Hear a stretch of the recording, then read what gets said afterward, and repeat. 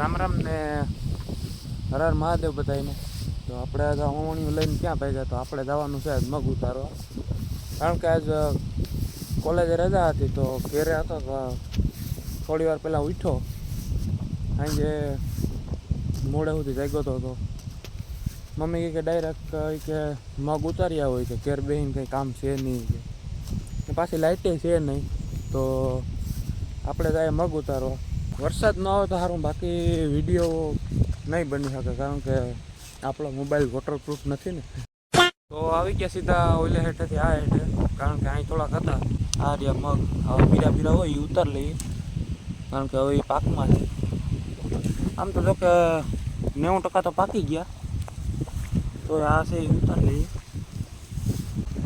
આજકાલ મગ બહુ વધારે ભરાણા, બોલે કે એટલા નહોતા ભરાણા. આખામાં ન હોય એવા હેઠે હેઠે વાવી દીધા કારણ કે આપણે ખાવા પૂરતા કરવાના હોય, આપણે વેચવાના ન હોય. તો આ પવન પણ બહુ વધારે એવા છે. થોડા કાંઈ હતા એ ઉતારી લીધા.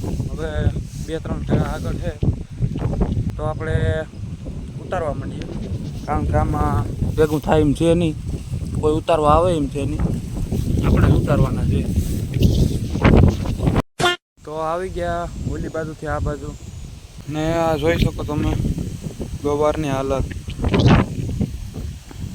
પવન પથારી ફેરવી નાખી ભાઈ ગવારની.